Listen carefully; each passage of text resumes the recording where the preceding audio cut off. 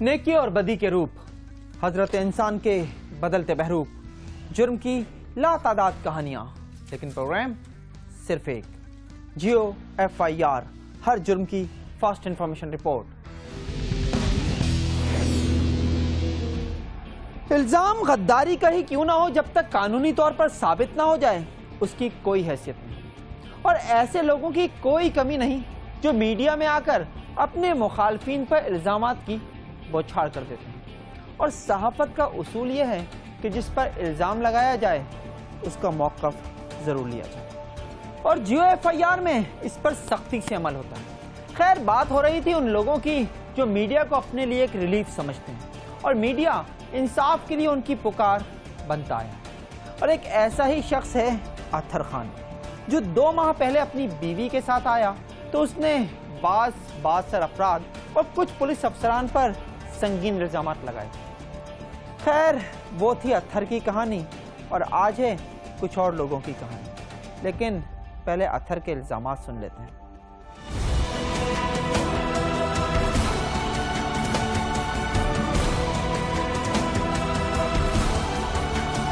26 नवंबर की रात 2:15 बजे करीब रात को मेरे घर में दीवार कूद के अब्दुल्ला मदारी और स्पेशल SIU की टीम एक घर में दाखिल होती है, जो मुझे मुंह पे कपड़ा डालने के बाद एक सेल के अंदर आंखों में पट्टी बांध के ले जाती है। हमको 100% कहा गया कि अगर आपसे रिकवरी नहीं होगी तो आपको टारगेट किलर डिक्लेयर करके किसी का मार के फेंक दिया जाएगा।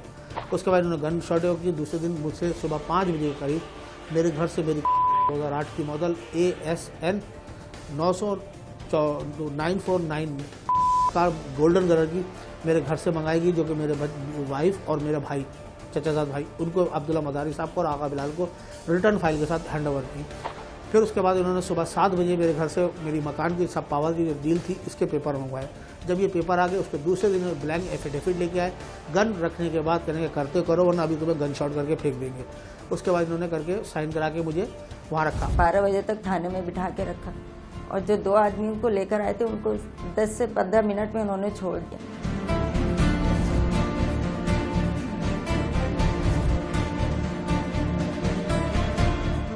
अत्तर का मौक़िफ़ था कि वो मैन्युफैक्चरर से तैयार मोटरसाइकिलें उठाता और कराची के मुख्तलिफ शोरूम्स को कमीशन पर सप्लाई करता था। बाज़ खरीदारों के साथ लेन देन का तनाज़ा हुआ तो उन्होंने पुलिस अफसरान को साथ मिलाकर उसका घर, गाड़ी और सब कुछ छीन लिया। और अब वो इंसाफ के लिए मारा फिर रहा है। इसके बाद हमने दर्जनों बार इल्ज़ाम की जद में आने वाले खरीदारों से राब्ते की कोशिश की, मगर वो सामने ना आए, ना मौक़िफ़ लिया। इसी तरह जिन 2 पुलिस अफसरान पर इल्ज़ाम था उनमें से एक गायब हो गया। लिहाजा हमने अत्तर का मौक़िफ़ ऑन एयर कर दिया। उसके बाद जो हलचल मचना थी मची। पहले अदालत ने नोटिस लिया और फिर पुलिस अफसरान ने।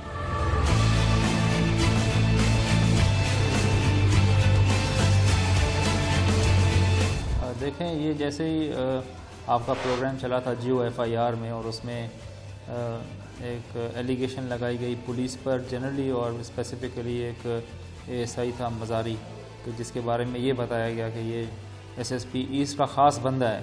तो बाय दैट टाइम मुझे उस बंदे का पता नहीं था वो ASI कौन था। Then I called the inquiry, वो मैंने खुद फिर कंडक्ट की।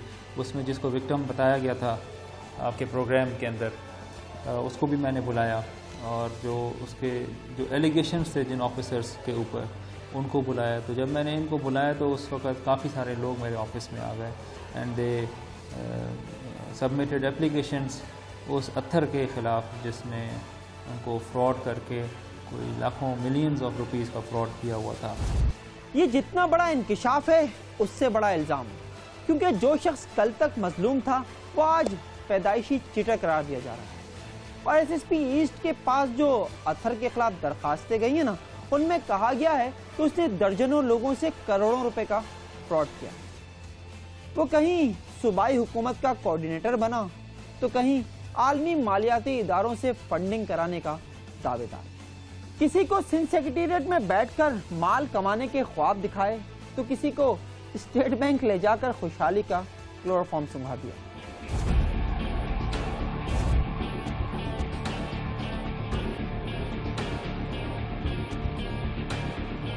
जब उसकी डेप्थ में गया तो अबरार के साथ उसका एक मसला था, तो साथ में इसी तरह के फ्रॉड उसने मुख्तलिफ लोगों के साथ किए हुए थे।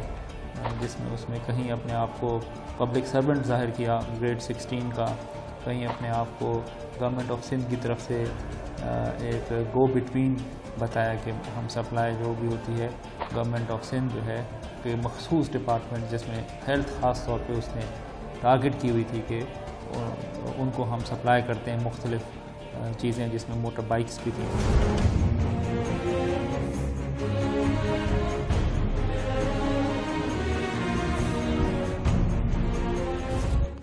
जियो एफआईआर में रिपोर्ट नशर होने के बाद इस मामले से जुड़े कुछ और लोग भी सामने आ गए और ऐसे ही 2 अफराद हैं, अबुल फजल और अबरार हुसैन। और इन दोनों के जो इल्जामात हैं ना, अगर वो सच साबित हो जाएं तो मुल्क का हर चिटर कम से कम एक बार अत्थर का दीदार जरूर करना चाहेगा। अबुल फजल सरकारी और निजी इदारों को जनरल ऑर्डर सप्लाई करता है और उसका कहना है कि उसकी अत्थर से पहली मुलाकात सिंध सेक्रेटेरिएट में हुई।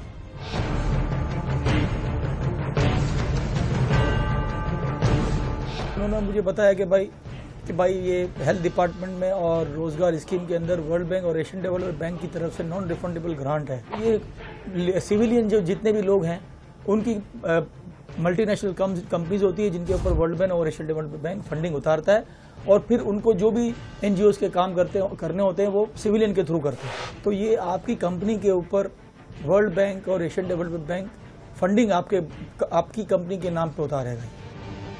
अबुल फजल का कहना है कि एक दिन अत्थर वर्ल्ड बैंक और एशियन डेवलपमेंट बैंक की दस्तावेजात साथ लाया और बताया कि आपकी कंपनी में तमाम funds state bank of Pakistan के जरिए ट्रांसफर होंगे, लिहाजा मंसूबे के तहत आपको 106 मोटरसाइकिलें हेल्थ डिपार्टमेंट को देनी है और 650 रिक्शे बेनजीर इनकम सपोर्ट प्रोग्राम की रोजगार स्कीम में।